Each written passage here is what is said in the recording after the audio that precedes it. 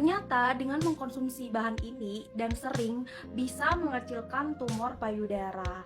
Nah, jadi aku di sini disclaimer dulu ya, bukan karena aku memang ahli medis atau aku bukan dokter, tapi aku sharing berdasarkan pengalaman adik aku yang dia itu terkena atau divonis tumor payudara di usia 20-an dan dia sembuh tanpa operasi.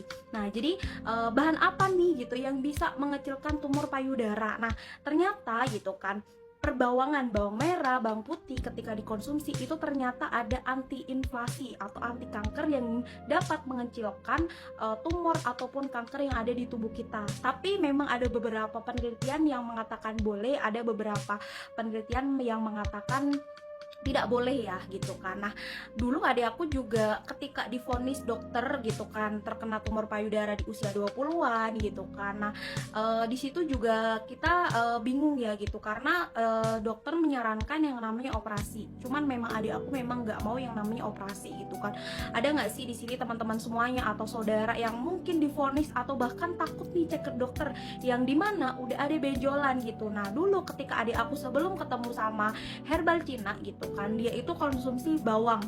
Nah, itu ternyata bagus juga, cuman ternyata dia nggak bisa yang namanya menyembuhkan total gitu. Makanya ketika adik aku nih dikasih waktu sama dokter 3 bulan buat kamu cari jalur alternatif yang lain, karena memang adik aku ini memang nggak mau yang namanya operasi gitu. Akhirnya kita nyari jalur alternatif lain gitu kan, karena kita adikku konsumsi bawang memang nggak ada ngefek sama sekali gitu kan. Akhirnya direkomendasi pakai herbal Cina ini gitu kan, dikonsumsi 1 bulan 2 bulan sampai ke 3 bulan gitu kan. Sebelum operasi kan dicek dulu ke dokter dan dinyatakan itu sembuh tanpa operasi, padahal udah masuk ruang operasi gitu kan. Nah, bersyukur banget. Kenapa?